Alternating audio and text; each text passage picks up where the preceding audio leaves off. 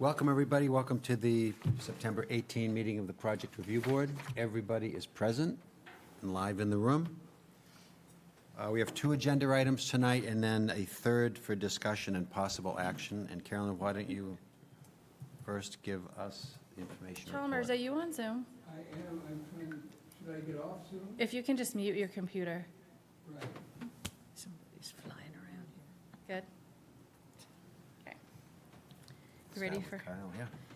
Yes, so we have a new guest here tonight. So we have Kyle Drexler. He's our new town planner. He started right before Labor Day, so he's here kind of observing tonight, but he did most of the work behind the scenes, I'm not going to lie, and reviewing the project. So we'll have him just go up to the podium and introduce himself because eventually he will be sitting up here and guiding you through the meetings.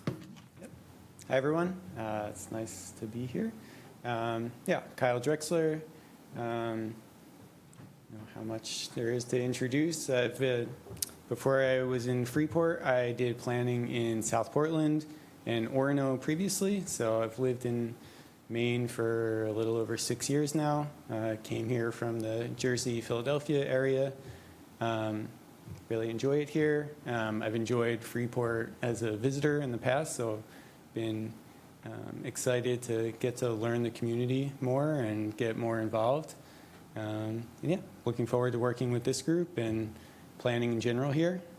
So I think maybe next month or shortly I'll be sitting up there with you, and just looking forward to it. So feel free to reach out anytime if you have any questions. So thanks. Welcome. And Kyle. don't sit back down because I'm going to ask you to help out. Could you go get Brad and let him know that the monitor's not working? Thank you. Thanks, Kyle. So Kyle did his first staff approval. I cannot remember what it was. We forgot to put it in the packet. So we'll bring that to you next month. We'll make sure it's in the packet and report back on that. The planning board continues to, they have a couple applicant-driven agenda items. So they just made recommendations to the council for some changes to one of the industrial zoning districts on Lower Main Street.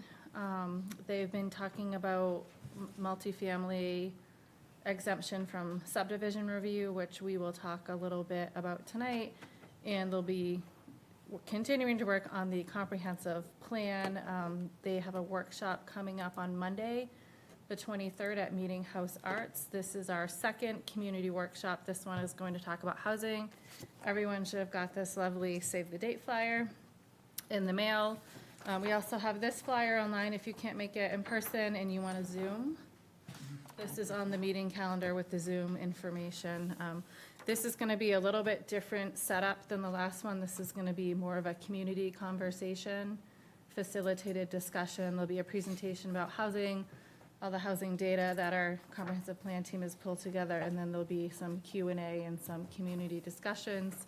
And on your way out, we hope you stop by one of the tables because there'll be a table to get some public feedback with regards to the design review ordinance update. So there'll be some boards and pictures for the public to look at because, again, we're trying to integrate that into the current processes we have going on before the consultant comes back to meet with the planning board and project review board.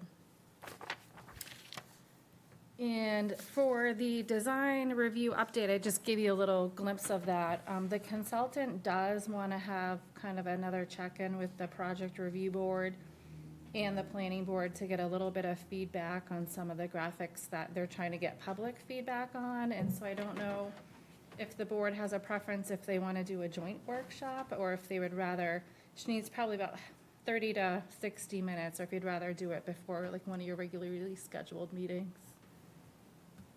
Looking for feedback from the board. And how would that be presented to us by you? No, Kate would come. Kate Birch, our consultant, who you met at the first initial kickoff meeting, would come, probably show you a series of slides and just try to get some board feedback. We have a lot of public meetings going on with comp plan meetings, regular board meetings. The council has workshops, so I just didn't know what the preference of the board is at this point. She can come to you. We can schedule an extra night, or she can come to both of you. With the planning board also, or just us? That's what I'm asking. Either or. We can do, if you think it's easier just to have the 7 of you and on a conversation, we can have her come to one of your meetings or start a little bit early. Or we could do a joint workshop if you felt like that was really productive. And if there's no thoughts, I'll just set something up and let you know.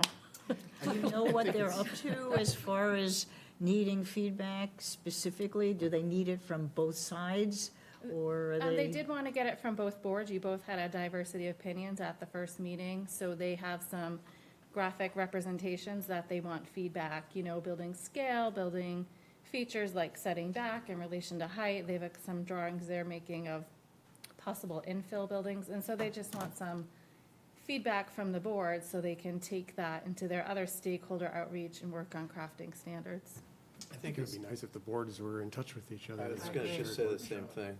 Yeah, to hear each other's comments and Okay, so we can set up another night with a joint workshop. Would probably plan on like an hour, so it'd be pretty short, but I'll try to find a couple dates and send them out. Great. Could I have that pink flyer? You what? Could I have the pink flyer? You can have the pink flyer. If anyone else wants a pink flyer for the housing workshop, they're on the table in It's the the hallway. Zoom, yeah. With the Zoom information. And that is what I have for staff updates. Thank you. The next item is review of the minutes from our August 21 meeting. Thank you, Sharon. Does anybody have any corrections or deletions? Absent that, is there a motion to accept the minutes of the August 21 meeting as presented? so moved. Is there a second? Second. All in favor? That's, and you're there with Abstain. all in favor. Thank you, Sharon. We have two agenda items tonight, both related, both shoreland stabilization. And is there an applicant representative here for Marshall Koffler and Dee Zamora?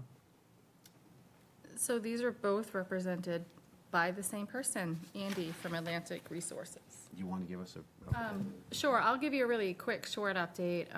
Obviously, we've seen a lot of these. We know there's a lot of damage on the coastline. These properties were significantly damaged. It looks almost like a landslide. The slope just got washed away. It exposed the foundation on one of the buildings. The other property was vacant. They're going to be putting something on there, and I believe it ripped off the deck.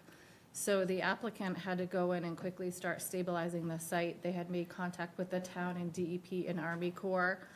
So they started the work to stabilize the bank. I think you had some pictures in your photo, and they're coming for after the fact permits. So they're back to you for shoreline stabilization. The first one at 10 Riverview has about 130 feet of shoreline stabilization using riprap and boulders, erosion control matting. They are accessing the site from the water, and there's about 296 square feet of wetland impact. The code officer did look it over. They submitted a revised revegetation plan. You have separate applications because they're separate ownership and separate properties, but because they're connected, you have one plan. So they did note a couple other trees that they're going to remove, and they did have an extensive planting plan showing you where they're gonna replant, either as close to where they can possible or at the top of the bank where it hopefully won't wash away again. And Andy can give you the details of the first one at 10 Riverview. Could you just comment on the after the fact? Is it because the storm happened and everybody said, God, we've got to fix this now? Yeah, it literally looks like a landslide down there from the water view. Yeah. Okay, It couldn't wait to stabilize. It was an emergency situation that the structure was in jeopardy. thank I you. was on the water when they started this project, and it was a huge project. And I thought, that didn't come before project review board. And I called Caroline, and you had not even. heard Yeah, I about it. hadn't heard about it. It just happened. Yeah. Thank you. Is it over to me? It's your turn, Andy. That's spooky.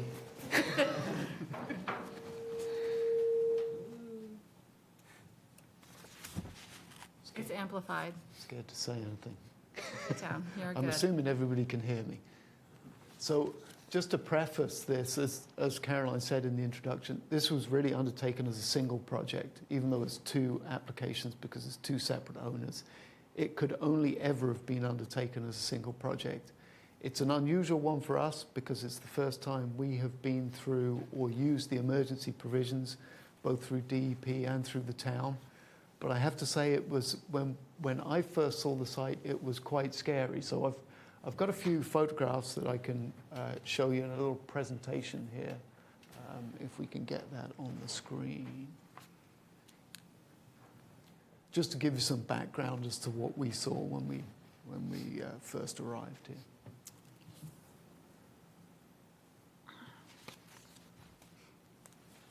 Here we go. So I've got a number of these. We actually got the call from the son of Elaine Levine, who lives in 10 Riverview.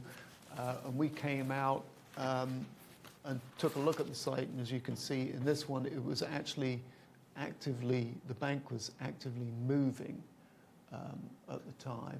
I want to add, just for orientation, if anyone didn't pick up on this is right next to Brewers Marina. Yeah. If you haven't been, it's one of those roads that you wouldn't know was there, and if you've been down it. But if you go down towards the harbour, there's this little road that goes off to the left, down to the shore. So it's just north of the Brewer Marine. But it's a clay bluff. It's an unstable clay bluff. And you can see this was part of, this is actually next to Elaine's house. There are some more dramatic pictures of how close this got to the house.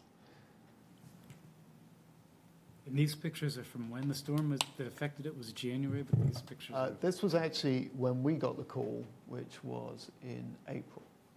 So can we just clarify the timeline? Storm happened in January. They called you in April, and... It's actually an interesting timeline because the gentleman who contacted us, who was the son, as I said, of the property owner, he was convinced, and he may very well be right, there was a minor earthquake that was recorded at the start of April.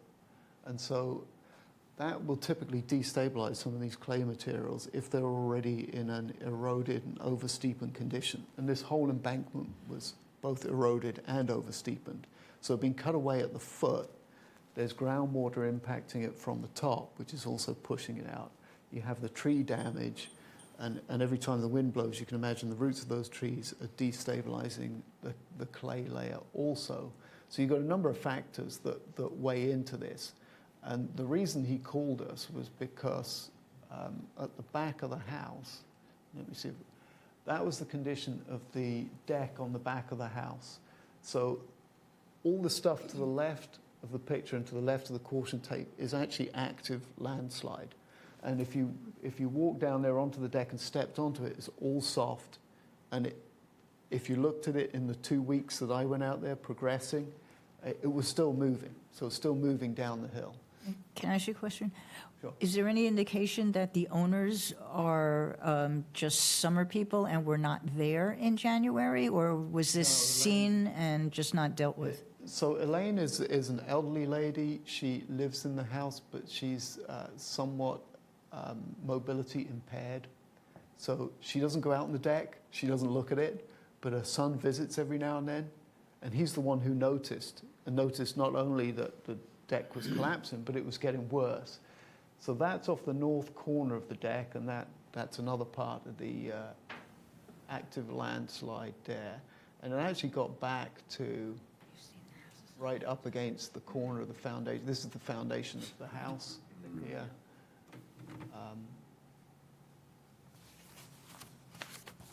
Are all these pictures of 10?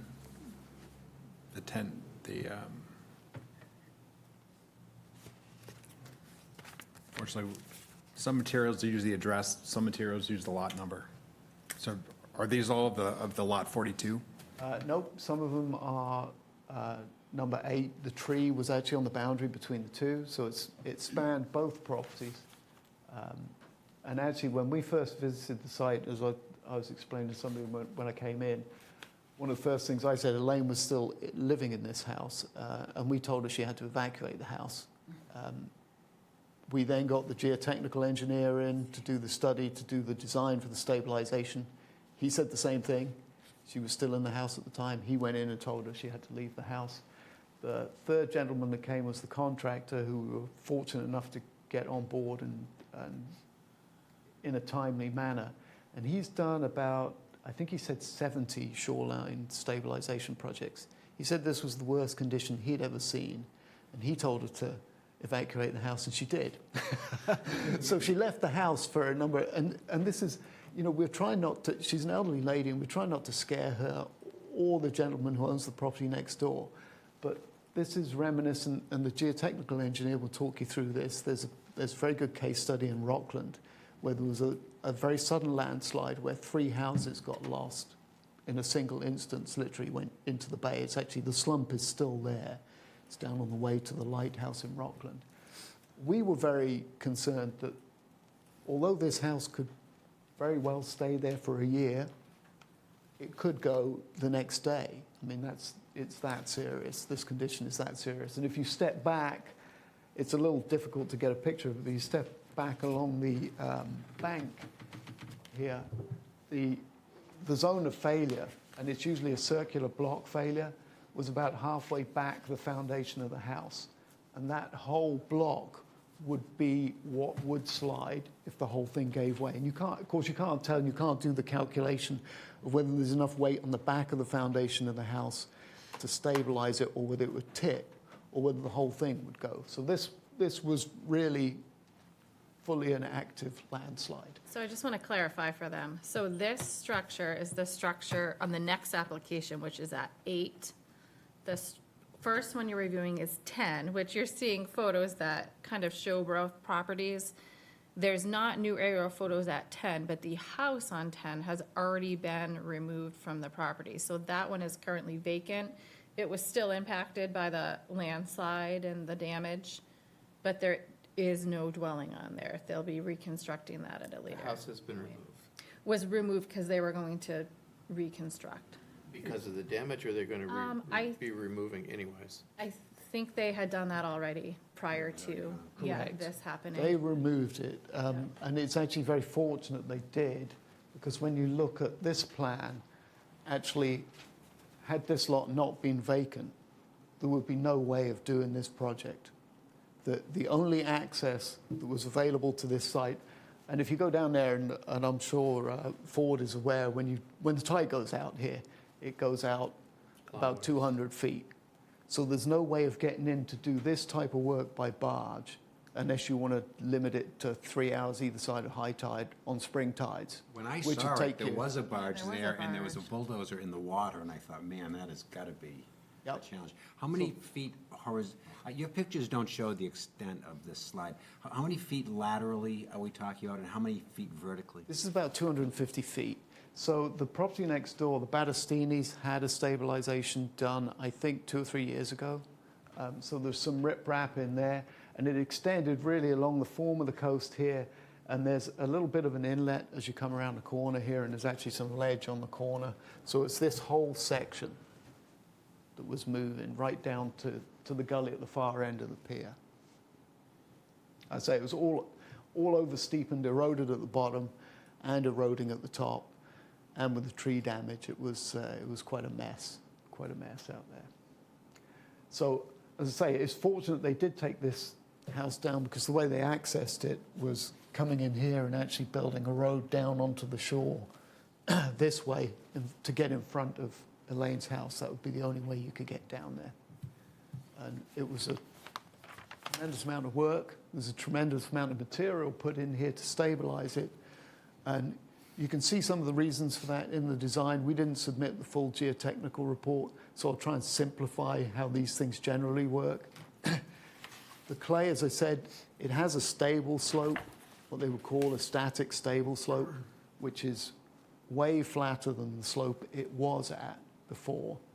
And what tends to trigger these slides is a combination of weight on the slope and a lack of weight at the bottom of the slope. So basically, if you can imagine this, and the geology underneath it is that the stratified ledge is dipping towards the south. So it's dipping at about 80 degrees like that. And you have the clay on the top of it. So you can imagine what it's trying to do is essentially it's trying to move down and away. And the more weight you put on top of this clay, the more you're forcing it downwards. And the less weight there is at the bottom, the less there is to hold it in place. So you've got a combination, as I said before, of weight on the slope, including very large trees, water coming out the top of the slope, and the sea eroding the bottom of the slope, taking away the stabilization.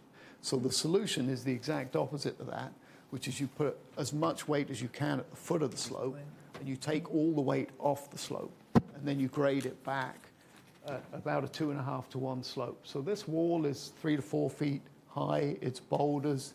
It's open. It's the preferred kind of method that DEP wants.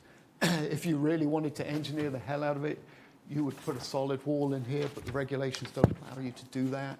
So this is a substantial boulder wall, which, as you say, is big pieces of rock in here, graded into a riprap slope and then a vegetated stabilized slope. You'll see on the revegetation plan, the predominant vegetation we're putting on here is ground cover, bushes, and some small trees. There's a reason for that, and I know if you read the regulations and you interpret the regulations to try and replace like for like, the last thing you want to do on a slope like this is plant big trees on it. So unfortunately, if you do that, you will destabilize the slope, and the same thing will happen again. So the revegetation plan, in fact, I could probably bring that up, has, say, it's a fairly dense revegetation plan, which is stable at the moment with grass, but this is a dense revegetation plan. And we did add trees, 4 trees up towards the top that will grow to a height of about 20 feet. And that, again, that's not putting tremendous weight on the slope, but it is providing that green cover to the extent that we can. Some of the trees that you'll see that were counted on the survey were at the bottom of the slope. There were 3 or 4 more that were actually lying in the bank on the bottom. So that's the ultimate destination of big trees when you put them on a clay bank like that. So I think this represents the best kind of natural green cover condition that you can replace there safely. It represents a very stable solution that is now largely in place, and I think will probably be in place until I'm here and gone. So, Or the next storm.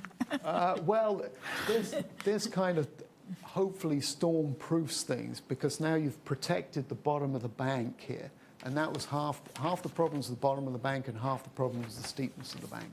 So, we've got.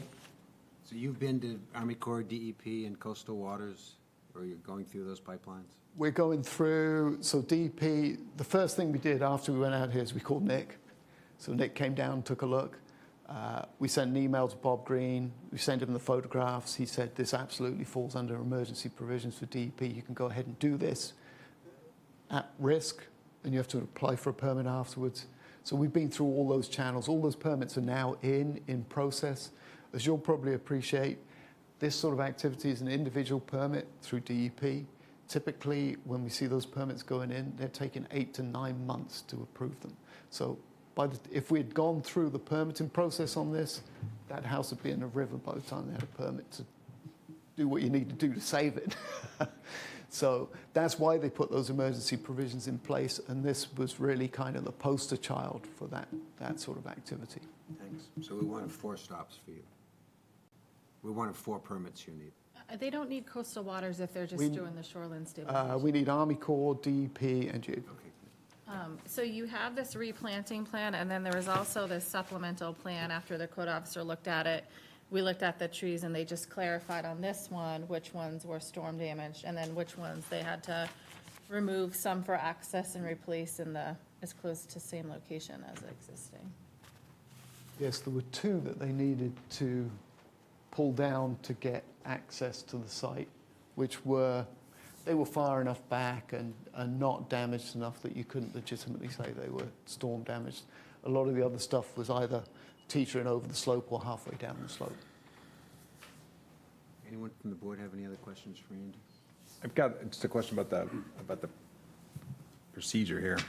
Has Nick reviewed this revised existing plan view that identifies what's storm damaged and what's not? Yes, And signed off that that's consistent with what Yeah, he saw?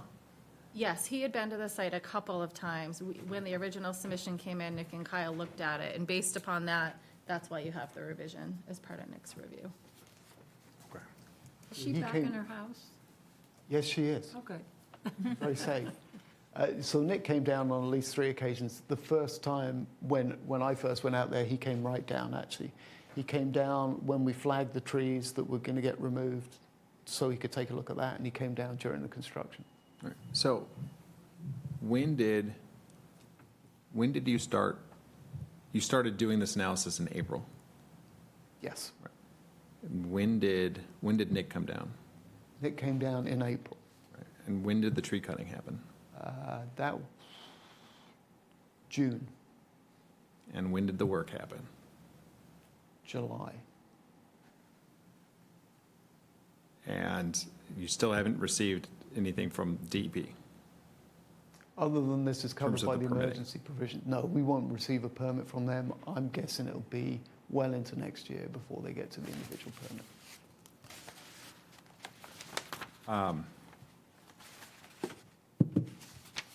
On the planting plan, what are, I think I see the 4 spots where you've identified as trees, but what have you identified as the trees that are being planted? 'Cause I see a list that looks like it's all shrubs. There are, and I forget, he added them.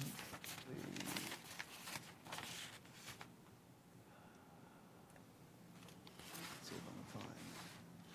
They're the 4 ones that are up at the top of the slope. Was that on the table? Yeah, so if you've got a copy of it there, Caroline, I'll be able to show you. Oh, no, that was, is this what you're looking for? I thought. Oh, that's the inventory. Do you have a copy of the updated plan? Not that, this is the, That's the existing conditions plan. wait, no, this is the one, I'm sorry. Is this, you're looking for that sheet? Right there? Yes. Yeah. So it's the ACs, which are native shad bush. They grow to about 18 feet high. This is, let me see. Let me see is. Just my pen. There's so many shadows. It's not my pen.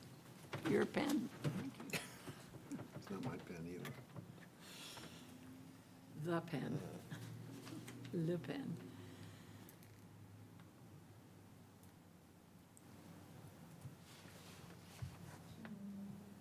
So was your question answered, Jim? Yeah, I believe so. Okay, great. Any other questions for Andy?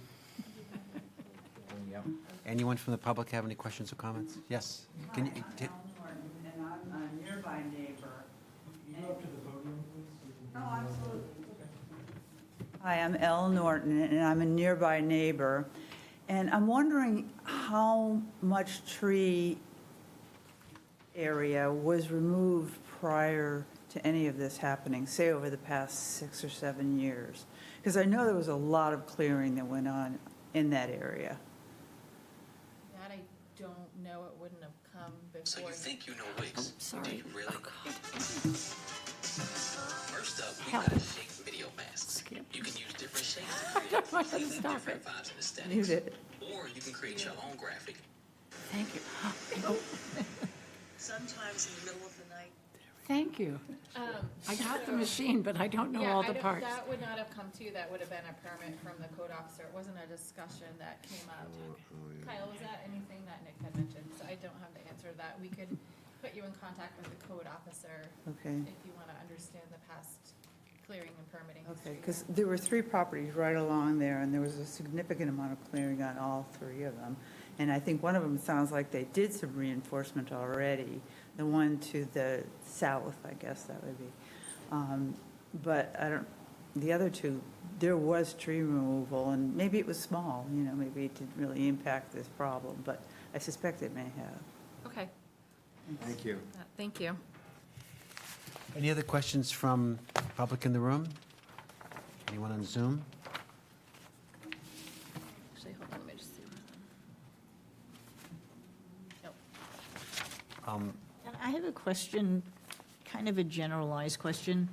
If, so the house that was removed, when they go rebuild, what process would they possibly have to go through to make sure they build either exactly where it was, which I guess would have been all right, the other one didn't look so good, but, or if they wanted to move it, are there any reviews that somebody has to give? Because we have these, shoreline embankments that are not going away. They may be stabilized, but they're still there, and what happens in climate damage? It would be a building permit reviewed by the code officer in cases where there are identified unstable or highly unstable bluffs based upon the U.S., or based upon the geological survey maps. They actually have to take the setback from the top of the bank. I don't know in this case, but it would all be reviewed by the code officer.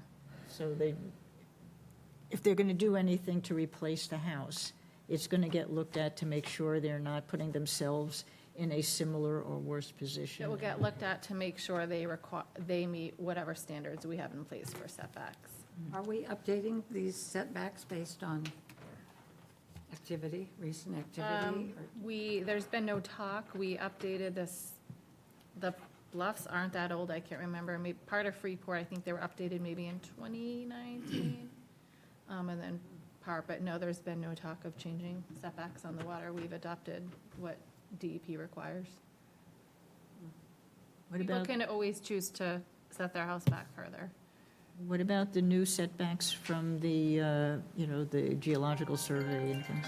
That's already in the ordinance. That was quite a few years ago that we did that. I can't remember, I thought they had just redone some of those setbacks recently, some of the... We redid the shoreline zoning, and when we adopted that map, I believe that map had been updated. I don't have the ordinance in front of me, but it's all online if you're Oh, curious. I'm not talking about I'm talking from the geological survey that recently did. We adopt by reference their maps for cases where Oh, it's just stable or as they highly change. unstable. Okay. Yep. Any other questions, or is there a motion? Happy to make a motion. Be it ordered that the Freeport Project Review Board approve a shoreline zoning permit for Marshall Koffler and D. Zamora for a shoreline stabilization project at a residential property at Tax Assessor Map 02, Lot 41, 10 Riverview Road, to be built substantially as proposed in an application dated August 15, 2024, finding that it meets the standards of Section 306 and Section 404 of the Town of Freeport Shoreland Zoning Ordinance with the following conditions of approval. Number one, this approval incorporates by reference all supporting plans that amend the previously approved plans submitted by the applicant and their representatives at Project Review Board meetings and hearings on the subject application to the extent that they are not in conflict with other stated conditions. Number two, prior to the start of any site work for the project, the applicant obtain any applicable permits from the Freeport Codes Enforcement Officer. And number three, the applicant obtain any applicable permits from the Maine Department of Environmental Protection and the Army Corps of Engineers. Second. Any discussion? Can I express, I have concern about the number of trees that are being removed versus the number of trees that are being put back. I appreciate that there are location issues with regard to the area that they were removed from.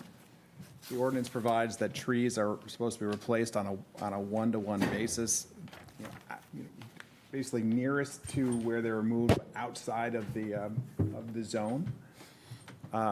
There appears to be space on these lots for more, and I'm concerned that this is insufficient given that context. And with that, I think that this replanting plan is inconsistent with the provisions in our ordinance under, I think it's 306T.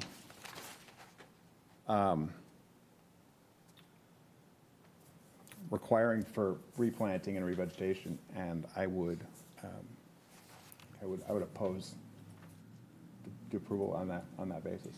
So they are not required to replace the storm damaged trees, but they do have to replace the other trees that they have marked as being present and being removed. I understand, however. And they are being replaced on a one-to-one basis. Stormland, I think we define storm damaged trees.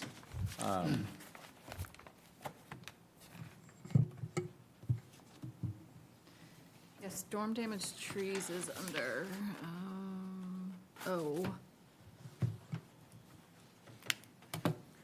For example, in order to become a storm damaged tree, one of the requirements is that demonstrating after one growing season, no natural regeneration or regrowth is present.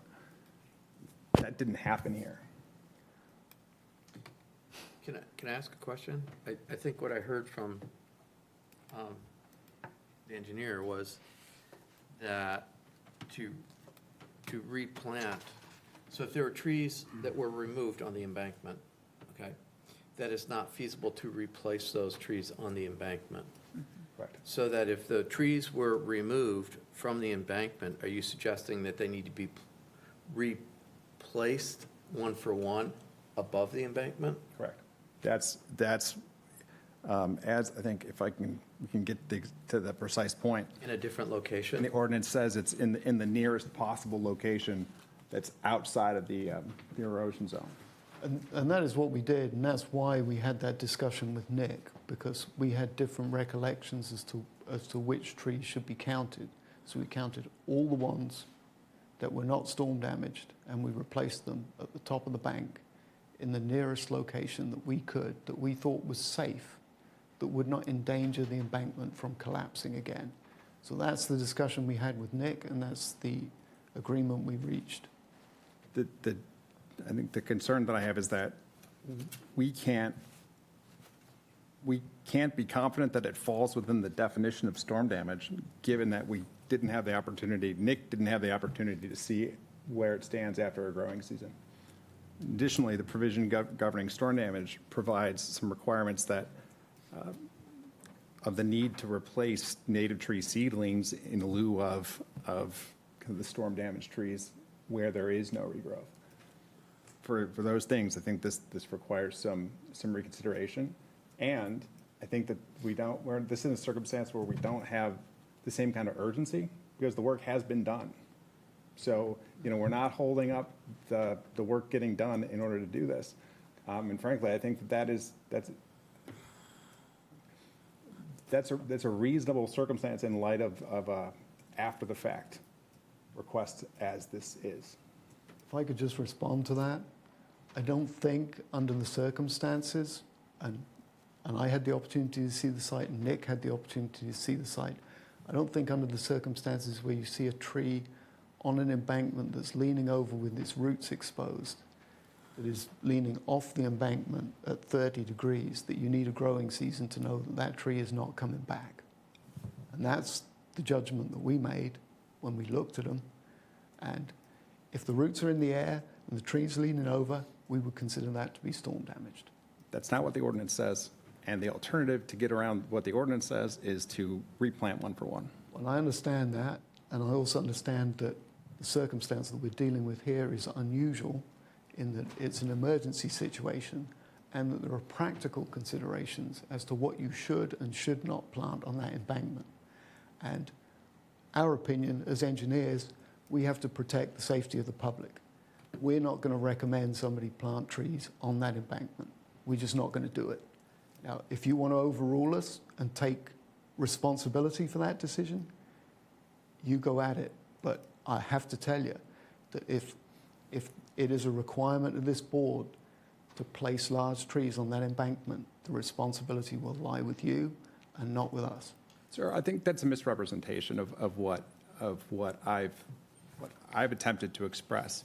And if there's maybe confusion, if I can clarify. So, I interpret it to require planting that is above, on the property, but back and away from the slope that we're talking the about. storm damaged trees actually don't have to come to you. They can be approved by the code officer for removal. What has to come to you is other removal in excess of what the ordinance. So those other trees and the bank stabilization. So that is what's before you.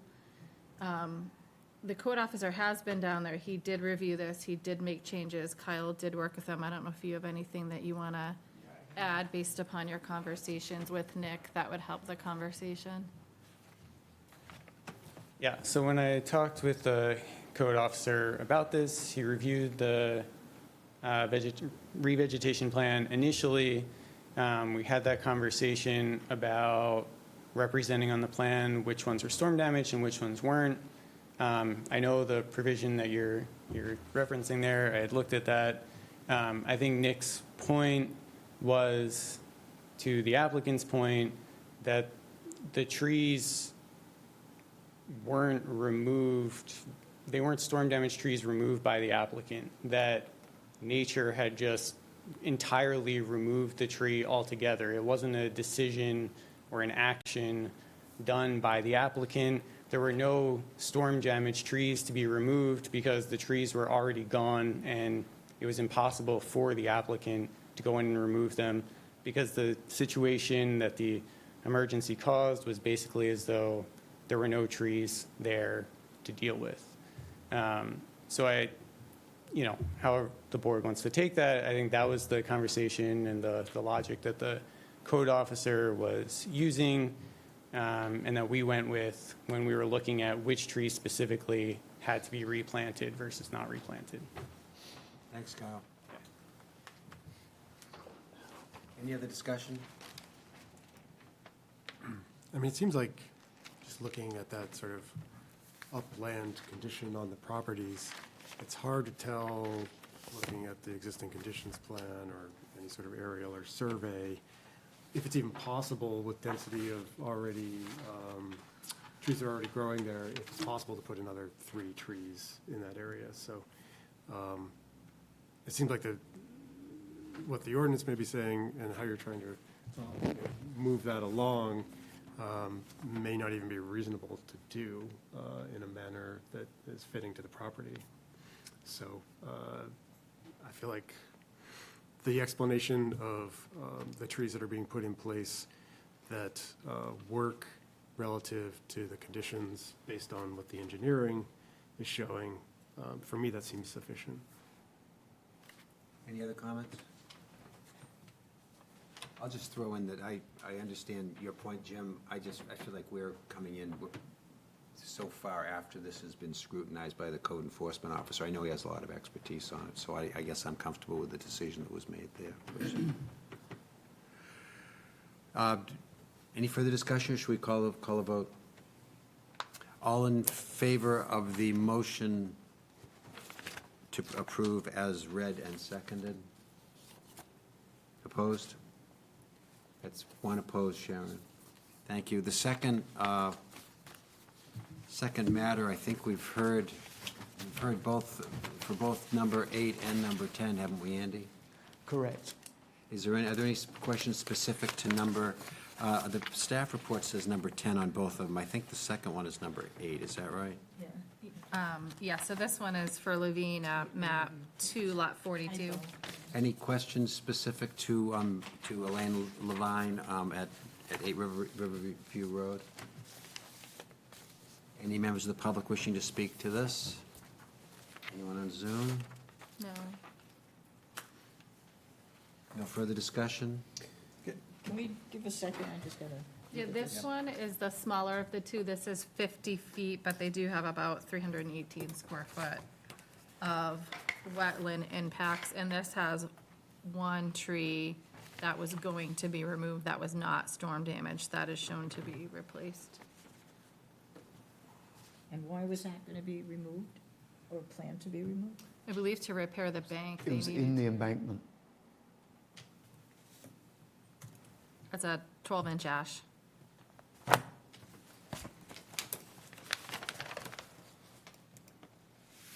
Are you good, Linda? I think so. Any other questions or discussion? Is there a motion? Do I have to read this, or can I just, since we're all here? As long as you adopt it as printed and make sure you're adopting the proposed findings as well. Okay. I move that the shoreline stabilization application for 8 Riverview Road be approved as written in the staff report, and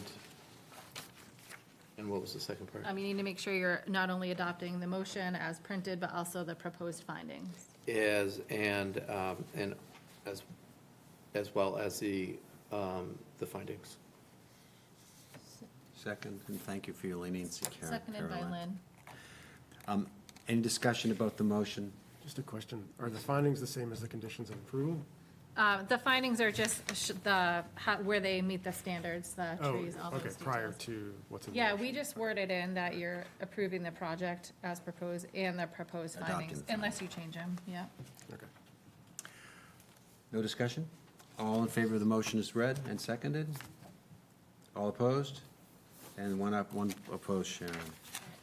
Thank you.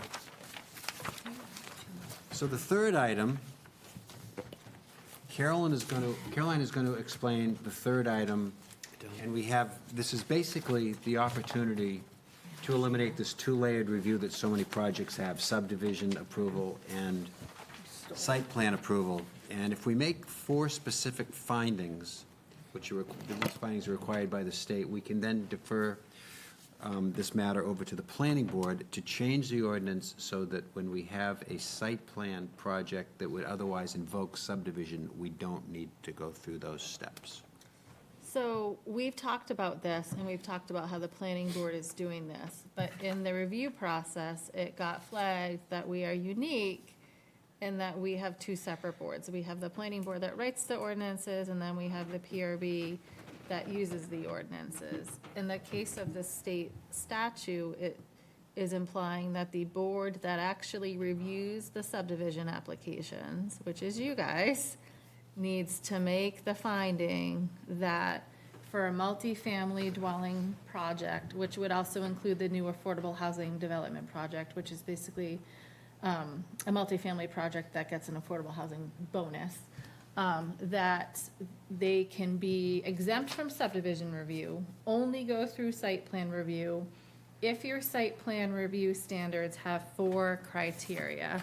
So the board would need to make a finding that to exempt multifamily from subdivision and only require site plan, that our site plan standards include standards for stormwater management, sewage disposal, water supply, and vehicular access. It's okay to have other standards, which clearly we do. I think we're up to like 11 of them, but you have to find that we have those 4.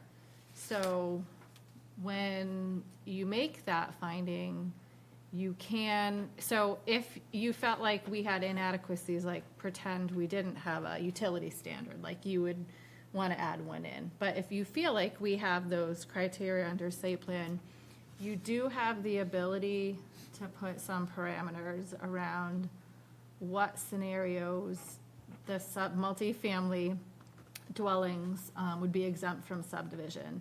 So you could say that when it's a single structure on a lot, or you could say when there's multiple structures on a lot. Our legal guidance has been, let's not go picking numbers from a hat. It would be either you could find when it's a single building or there's multiple.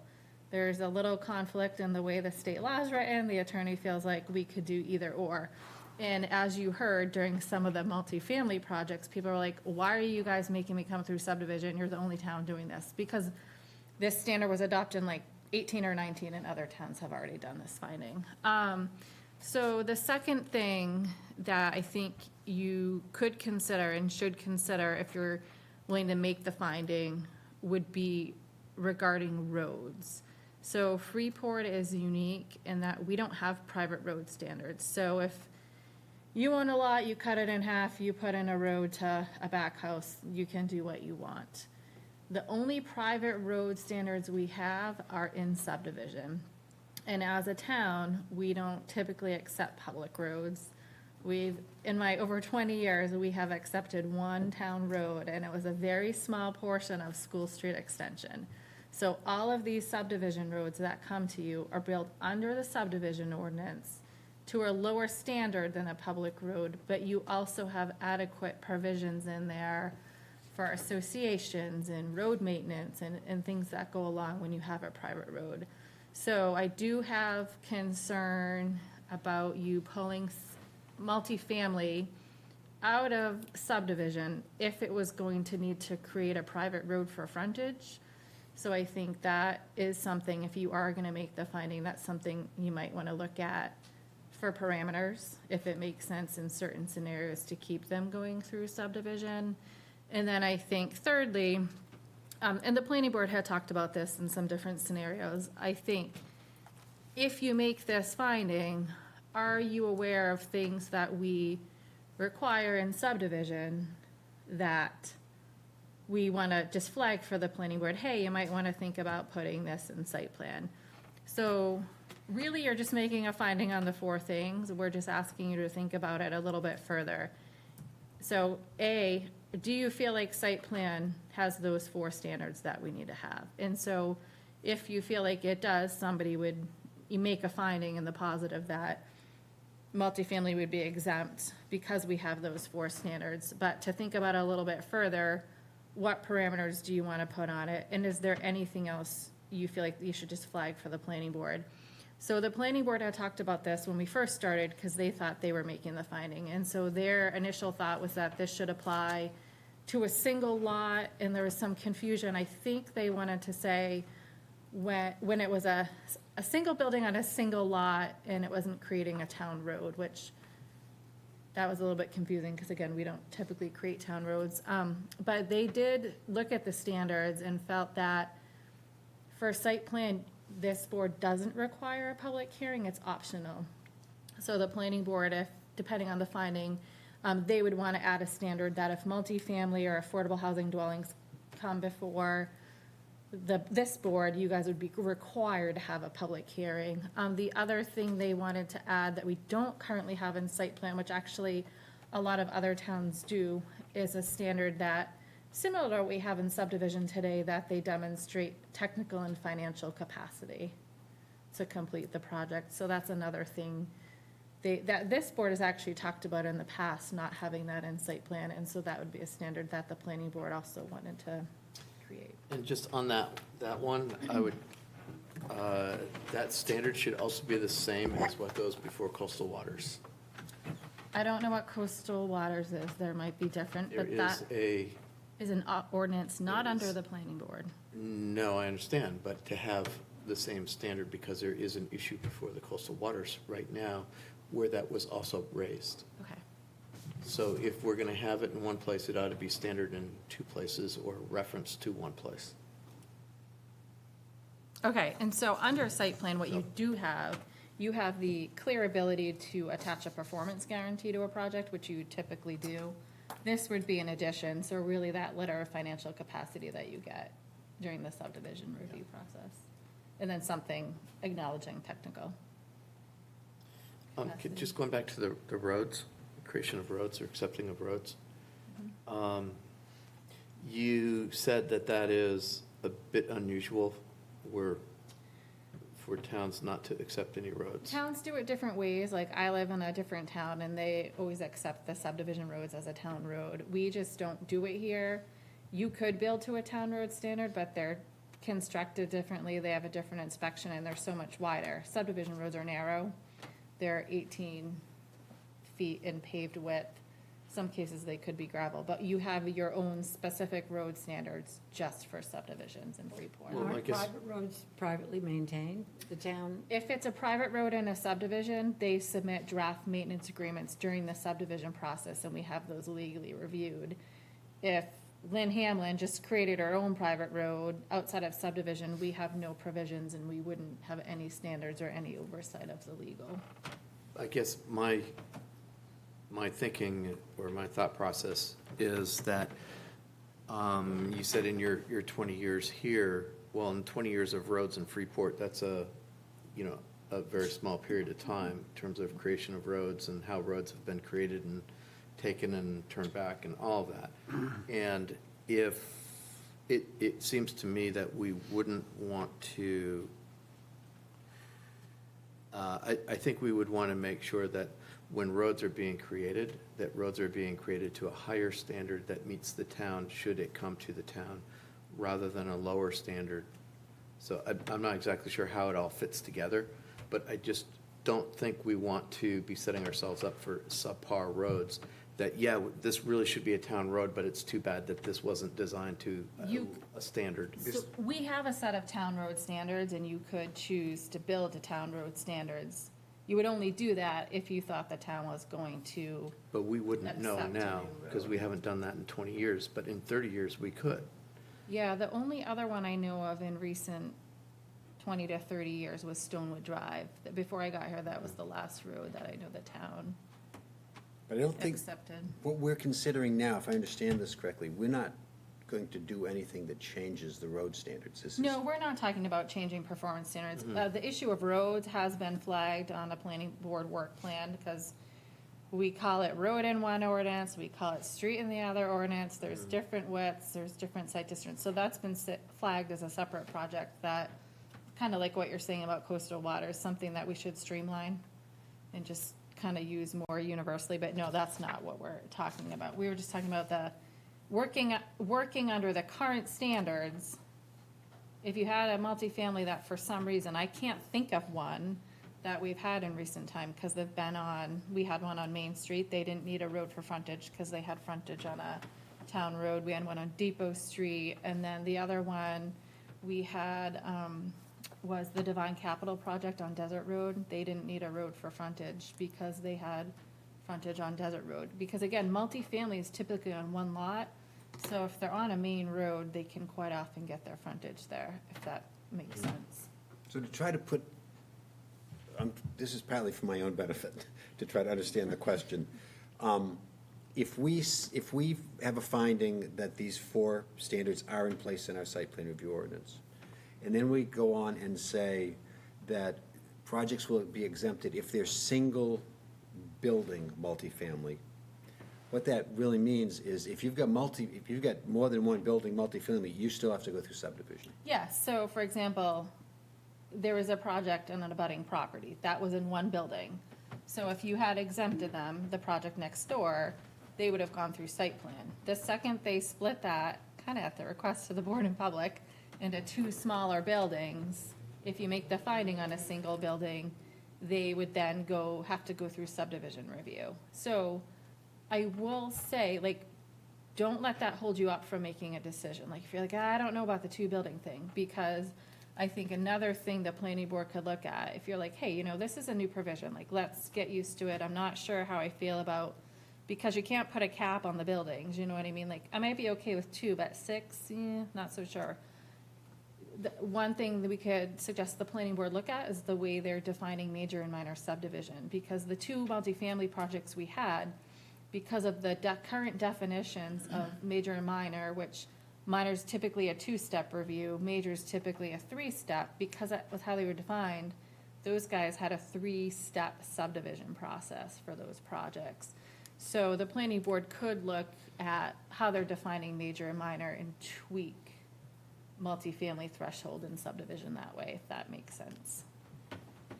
Caroline, can you remind us just offhand what the number of unit distinction is between major and minor? Let me pull it up, because I want to say, it's pretty low, I want to say it's like 10 with utilities, but let me just pull up the ordinance really quick here. It's 3 and 11, and there was a difference between more than 3, and then a small one was up to 11. Minor. So, current definition, and again, this is kind of getting in the technical weeds, but just to like give you an alternative that if you say 1, there's some other things they could look at to still streamline the process, which we all know is a desire of the town. So subdivision major is any subdivision containing 11 or more lots or 16 or more units that are connected to public water or sewer, or 6 or more lots or dwelling units that are not connected. And then minor is 10 or fewer lots or 15 or fewer units that are connected to public utilities, and then it decreases for private utilities. And all the cases I can think of off the top of my head where I've seen multifamily just where it's permitted, they have all been connected to public utilities. We're not just talking about, when we talk about units, the definition, this is one of the questions that I had, there's varying definitions of the multifamily dwelling, multifamily units, multifamily, whatevers, and A multifamily dwelling is a single structure with 3 or more units. in so it. it could be an apartment building, one structure with 60 apartments within it, which to me opens up a whole bunch of rules that I think we shouldn't be just, kind of throwing out and sending over to site plan review, because some of the buildings, the structure of the building and how they're set, I think needs some of that site plan review. They You would have get site plan review. They wouldn't get subdivision I mean, review. It also needs some of the stuff under subdivision review. So I just, my overall comment is, I understand there's a desire to streamline and kind of make things easier, but I don't want to, throw out the baby with the bathwater, because I think there's a lot of things that we need to discuss about this, and to come up with our finding tonight on just the small number of things that we're talking about, that means that planning could go ahead with their process and change it to just have that, and there's other things that we haven't even discussed, but we have also started some discussion on, that wouldn't get put into this new rule. Then they have to go all over again and maybe make a different rule that says a subdivision of this type needs to go this way. I'm not sure I'm making clear my feeling about this, but I don't want to come up with a finding tonight that says this is okay, go ahead with these, few things that you just mentioned, because I think there's a lot more discussion about all the implications. So I guess the question at hand is, the state requirement is, do we have those 4 standards in site plan? If you made a finding with conditions, we would send it to the planning board. They would craft language that we would either bring back to you in October to look at if it worked, or would invite you to go to the planning board meeting to weigh in on that process with the language. They can't finalize the language until you have a finding. If we made the finding and it went to them, could it come back to us for recommendation to see a document before they vote on it? Yeah, so I think if you made a finding tonight, we've been working on a draft. Again, we were under the assumption all along that this had to go through planning board. It came up kind of late that because you guys review the projects. And so we've talked about it here a couple times at a high level. So if you made a finding tonight, we would tell the planning staff what that finding is, to make the language according to that finding, which really wouldn't incorporate, honestly, that many changes to the ordinance. We're doing some general cleanup on the side, but as far as the switch from subdivision and site plan, just this site plan, there's some changes, but it's not a huge lift. So you could look at those changes as a board and weigh in and give additional feedback, or if your October meeting was just too much of an agenda, I'd encourage you to go to the planning board meeting individually. Caroline, isn't this is being essentially presented to us as like a finding of fact that we believe it's there, but isn't it actually a finding of law? Like the site plan ordinance says what it says. It either has the standard or it doesn't. It specifically says that the municipal reviewing authority needs to make this finding. And so I went back to Aga and I was like, who's one of our attorneys? I was like, okay, this is weird. Like, you're asking the board to make this random finding, like public hearing, public notice. She's like, you put on an agenda and they're literally making a finding, like all the other towns have done, that your site plan has these 4 standards. I agree with you. Can we confirm that our site plan ordinance, as written, has got language that references all 4 of these standards that they're asking us to find are in our site plan ordinance? That's question 1, yes. I have to, can Give I? you some, but That's the first this question. is that you not should as big a question as it sounds like. It would be, I got into this a year ago. This has been kicking around for a long time. I don't know of another town that requires subdivision and site plan in the exact same scenario. What we have the opportunity to get rid of this redundancy that's unique to Freeport. I went through the ordinance, and I'm quite sure staff agrees with me that if you go through our site plan review ordinance, it does have stormwater management, sewer, sewage, water quality and vehicular access. The only thing that we are giving up, in my opinion, Linda, is there's no requirement in site plan review that we have a finding that the applicant has technical and financial capability. That is required in subdivision, but not site plan review. So it's, in having gone through it, and I think staff agrees, all four of these elements are in the ordinance, and I agree with Jim, they're there. They're there or they aren't. It's nothing we rule on by opinion. If the board's not comfortable acting on this, I guess we'd hold everything up for a month until everyone's completely comfortable. If the board does want to consider it, I would make a motion so we at least have a target. So I think you do need to make the finding on those four things. I feel like you guys have good knowledge from your use of the ordinance over time, so, if there was something random out there that you're like, oh yeah, we do that in subdivision, but we don't do it in site plan, like, mention it now or mention it once you see the finding draft language incorporated. It was more of the planning board's been through it. Those were the two things they came up. I looked at all the stuff we talked about last month for just ordinance cleanup, and there wasn't anything I felt lumped into this. But yeah, it's really Jim's right. Do you have these four things? When I look at it, I feel like you have these four things and you have standards. And when I do the findings, when I draft findings for you, my personal opinion is there's a lot of overlap. There is, but there's adds more layers to the process, keeping a single multifamily structure in subdivision. And I felt like when we had a couple in the village, it did feel a little bit clunky, like we were adding some extra steps because they didn't have a road, they didn't have a big lot, like they didn't have a lot of stormwater, they didn't have a lot of engineering.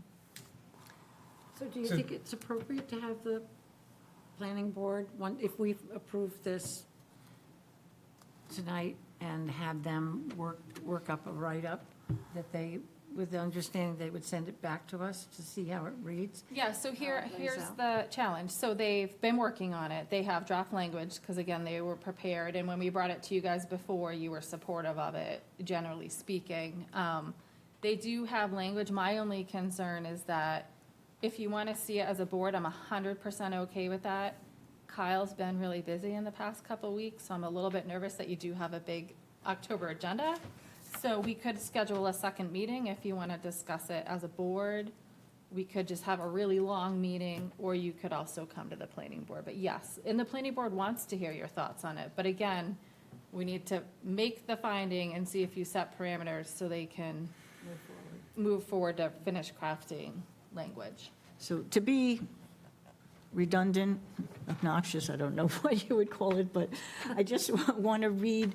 So what I printed out for me was the state ruling on this, whatever it's called, 4402 as exemptions, which is what we're talking about, okay?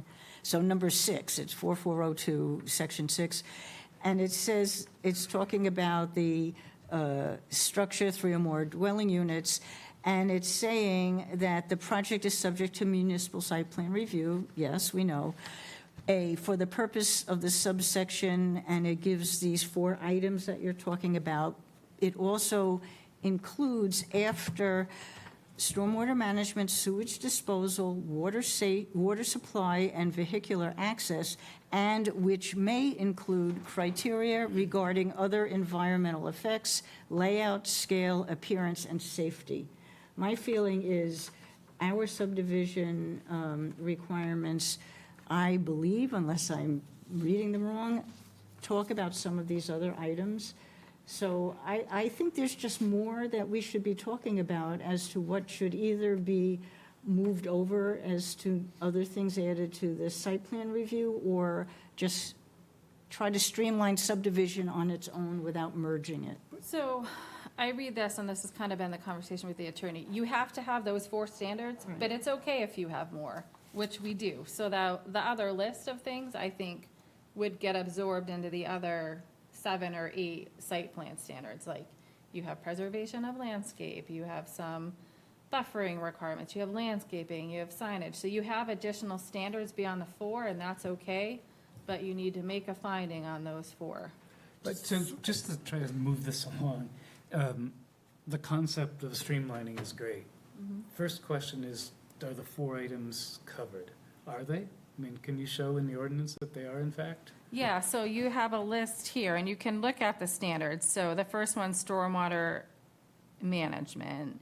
Right, so we're. You have surface My water. question is simply, are they, I mean, can we point to clauses that say they are included? It seems pretty straightforward, right? Well, they want the 7 of you to do that, not me, but I can tell you my opinion. So it says stormwater. You have surface water drainage, which covers stormwater.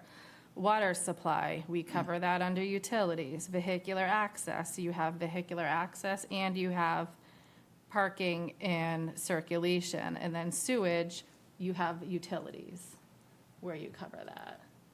So Under site the plan. keywords are there. And if we find that we all agree with that, the planning board could then, if they feel the need, strengthen the site plan language around those key words as they please or as they see fit. Because it seems like the subdivision ordinance goes into great depth about these sorts of things, whereas the site plan review is more Yeah, and so basic. they haven't felt the need to enhance them. It was just they felt the current standards were adequate. Again, I felt the one that was lacking was if somebody was creating a private road for vehicular access, because the subdivision ordinance has pages of road design. Otherwise, I feel like there's a lot of overlap, and they weren't proposing changes to any of those. They didn't feel the need to enhance them. Okay, so we just need to agree on these 4 things being in the site plan review. But then we're sending our answer to them, and we're only addressing those 4 things. If they do make the ordinance change, and it goes before town council and everybody else, and it's approved, then this is a done deal as far as I can see, and that's what I'm concerned about. I just think that there's more to be specifically discussed by us and given to them as our opinion. But it sounds like we're all in violent agreement that the 4 are The met. 4 seem Right, fine. so we can move beyond Yes, that. I agree totally. I'm just saying I believe there are other items that we should maybe one by one go through and say, this needs to be added as another thing. It'd be a very long process. I done by a understand committee. that. I mean, and normally, and that's why we have a planning board, really. Again, yeah, you guys don't write it. You guys just need to make We the finding. talked about a number of the items in the May meeting. They're in the minutes too, so that should be Yep. captured and passed over. And In some of that's a good point. Like, so like you mentioned fire protection. And so like fire protection, there were some things mentioned when we talked about it that really were kind of just bigger, broader, general discussion that got actually put on their just master cleanup list, because they're not just specific to this one Yep. change. And then we talked about ordinance cleanup at the last meeting. So yeah, if you make the finding, it's their job to then take and write language to support that and make changes. I flag the, not to cause confusion, but like, hey, if you think of anything else, like we could mention and ask them to take a look at it. Otherwise, they're gonna go do their thing and then would ask you to look at the language, whether it be here together at the October meeting or if you come to the planning board meeting, they're gonna talk about it. Can you just Try to narrow clarify this- one thing for me? This is a ruling that allows, I mean, from the state ruling, it exempts, it makes an exemption, so there would be no subdivision review. So you would not have a chance to look at the other things under what we currently have for subdivision. So my reading of that means it's an exemption, it's gone. The subdivision is not there, and then, you know, There's for these something purposes, it's Specific gone. that you're concerned about that we don't have in site plan that we have in subdivision? I'm not sure. That's why Okay. I would have to go point by point, which I started to do in the last 2 days, and of course drove myself crazy. So I don't want to drive everyone else crazy, but I just feel that it's premature to stop the process, give it to them, and let them send us back their written stuff. That's why I asked today, was there anything in their wording that we could look at? And we're waiting And for it's this not board to ready. make a finding. Right. I made the same inquiry you did, and I did the same circular Yeah. discussion. But they can't do their work until we do this. These four, the question is, are these four conditions in there? I've reviewed it. I'm completely satisfied. Those four are there. Staff is telling us the same. To the same level? Yes, yeah, Yeah. they're in place. There are So- four, So they're redundant, is what you're saying? this is completely redundant, other than four areas where I think Okay. that I can be happy to mention, where Caroline and Kyle will simply say to the planning board, beef these up, cover these bases. And the four that I understand you would mention, if we did a motion that we affirmatively find that those four items are covered in site plan. My understanding from what we've talked about, Caroline, is you would just say to them that we think a public hearing ought to be woven into, Which they already flagged, so we would just support, like, hey, we agree with that. and we Yep. would we would support them putting in a requirement for technical and financial expertise in site plan, and as Kyle said, the other two towns he's worked in has that. The third of the fourth is that there would not be this exemption for multifamilies that are more than one building. And the fourth note we'd like you to carry to them, if we approve, if we all agree with me, is that there would not be an exemption from subdivision review if it is a project that is building a new road to create required frontage to do the project. Yes, I think you could, if you kind of want to go to Todd's point, if everyone wants to start building public roads, I have no concern if someone wants to build a public road because we have adequate standards in place for that. It's really just if they're developing a private road for frontage. But that's outside of the question the planning board. Yeah, yeah, and I think that's just us flagging four things, two of which we already know they're doing. One would be your decision that it should apply to one building, and then the fourth, I think, is something just, I flag as staff that I do feel like we don't have an adequate standard for access for private roads being created. As Jim said, I don't want to push this to a motion too fast, but I have a sense this could go on for months if we don't, and I agree with Jim, we're being asked to make a finding that the wording is in place. This is not a fact finding, which is normally what we were asked for. And I also am concerned that if we dig into this too much, we're going to keep telling ourselves this is the planning board's world that we're into. That's what I think. That's what I don't get. It's really weird with our setup. Even I was like, it's much easier if we have one board do it all. Edict has come down that it's us, so I guess it's us. Yeah. Let me make a motion and see if folks would like to keep discussing this. I don't want to push this too hastily, but let me just make a motion to try to simplify this as much as I can. And the motion is that the project review board makes an affirmative finding that four criteria are standards embodied in our site plan ordinance adequately, and they are review of stormwater management, review of sewerage, review of water, of water capacity, and vehicular access. And that the finding of those four being in place, we would agree to an exemption from subdivision review. When you have a single structure. Single-family structure, but I think those other Single, four, multiple dwelling, yeah. the multiple dwelling, single structure. But that drops into the others that you're just going to take to the planning board as notes for enhancement. Oh, okay, got it. Well, can we include in others the rest of the sentence about the four standards, which may include criteria regarding environmental effects, layout, scale, appearance, and safety, because. You only need to make it on the first four. That's all you need to make a finding on. So the suggestion is I'm sorry. Oh, that's all right, excuse me. The suggestion is we make it on the four standards, and then the assumption is staff takes the other concerns, which we can send on to you in whatever form. It helps the planning board do their Which is job. you want in one building, you want a new standard for financial technical capacity, you want a public hearing, Fire and protection. the exemption should not apply in a case where they're creating a new private road for frontage. Is there any discussion or a second on that? Not to overly complicate it. We've seen a number of projects that it's two buildings. This came up briefly, where it's kind of these two side-by-side buildings. But for all intents and purposes, it's basically that same thing. It's not the type of layout where there's buildings sprinkled all over the property and we're considering, flow and whatnot. I would think that it's equally applicable to there seems to be a meaningful difference between 2 and 3, whereas I don't see a meaningful difference between 1 and 2.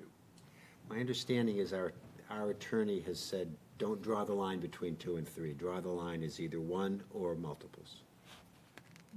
Am I right? That is the legal guidance, so I think if you don't like going higher than 2, then I would say for now, stick to Find 1. it as 1. Because that S won't have a number Yeah, tied to it. I understand. I'm far more comfortable limiting it to 1 than having it open-ended. I just think that if we're talking about efficiency and the way that we often see duplication, 2 makes sense, but we don't need to row upstream. That's where I say we could suggest the planning board looks at the major and minor, because like the building next door, when they went to 2, if you suddenly triggered subdivision under the current definition, they would now trigger a 3-step process, where if they up that unit threshold, they would trigger a 2-step, which kind of aligns with site plan, to be honest. But like you said, to not further complicate it, we could leave it at 1. And it doesn't mean we can't revisit it in the future. I'm comfortable with that. Okay. Sharon, if by any chance this gets a second, do you understand what the motion is, or can you piece it together from the tape? I think I can piece it together with the tape. I second the motion. Just further discussion on this before we vote?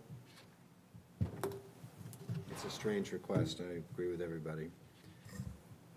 No further discussion? Is there, all in favor of the motion as presented? And opposed? Okay, we've got 1 opposed. Thank you. So the next step, I think staff will work on a draft over the next week, getting something ready for planning board. So we will send you that agenda. If you want to come to that meeting as an individual or look at it, you can. If you want to talk about it as a board, we will plan on putting that on the October agenda for board discussion. And we would have something to read at that point? Yeah, so now that you made a finding, because the planning board's done a legwork, now we can go make the final tweaks to the ordinance. So I expect we'll have a draft by next week. Depending on the planning board time, I don't know when they need to have their stuff ready for a public hearing. You guys could have a special meeting in early October if you want to review it as a board, or you could go to the planning board meetings. We couldn't have it just as an item on our October. You could, but it will already have to be posted for planning board hearing, I think, at that point, if they're going to do it in early November. What's the pleasure of the board?